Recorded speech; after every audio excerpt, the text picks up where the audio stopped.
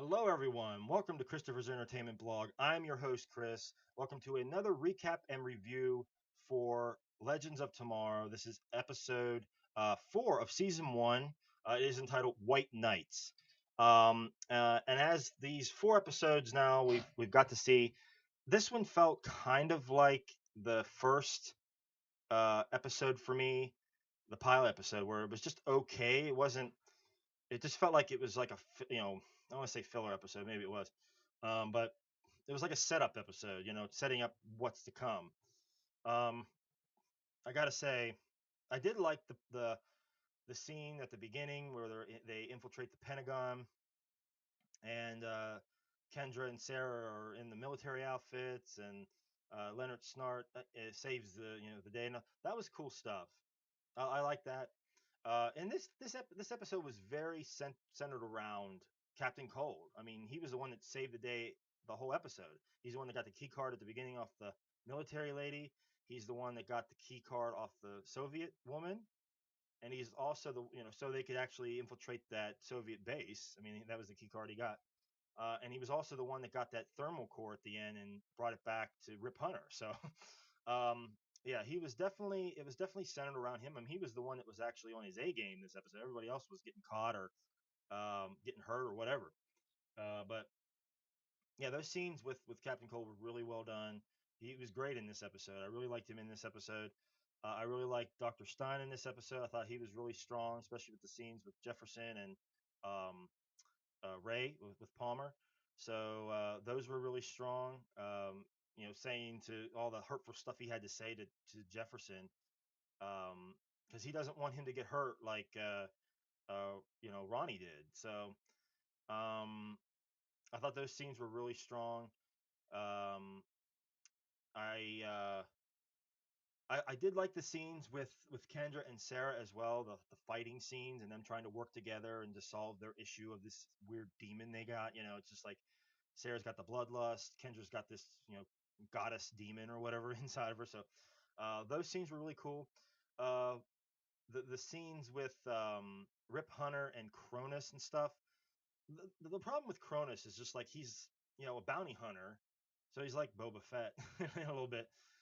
So but I mean, it just seems like they're trying to fill the gap. Like, oh, we need to have another villain or something to come in to take the place of Vandal Savage. I mean, because you can't really have him there all the time. But I mean, that was the one problem I had with this episode. It was unfortunate that we don't get to see Vandal Savage in this episode at all. And so far, I mean, he comes in, he's there for a minute, and then he leaves. And I know they got to stretch it out. They got a bunch of episodes to get to, so and they're gonna have to put up with this, stretch him out, this villain out the whole season. So, I don't know where they're heading now with this Cronus character, but I mean, he's kind of, he's kind of cool, but I mean, it just seems so secondary. And it's just like, why even have that there? Um, so now we meet this time master guy that comes in. He's trying to, kill Rip Hunter.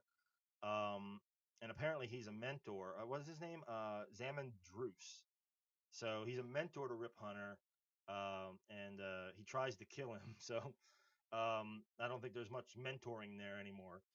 Um, but yeah, those scenes just seemed, whatever to me. Not, this whole episode just seemed like it just was there, and that was it. I mean, it didn't seem like, oh, that stands out or this stands out. I mean, it was just like, okay, this scene we're fighting, this scene, they were infiltrating this place, and this scene, well, we're trying to get this key card, and it's like it just one after another. It was just a bunch of scenes put together. It was just like, okay, it just didn't really do much. I mean, it wasn't like the second pilot episode where there was a lot of cool stuff happening. Um, so you know, yeah, this episode was okay for me. Um, so at the end, they get the thermal core, and now we're on to whatever setup. I mean, this was a setup episode, so hopefully we'll get a payoff the next episode. So, but overall, guys, not much else to say that I was just overly joyed about. Okay episode, not the best. overall, I really like the scenes with Doctor Stein with the strongest, and Captain Cold. I mean, he was, I think, the strongest in the episode. I really do. So, but that's gonna do it for me for this week, guys.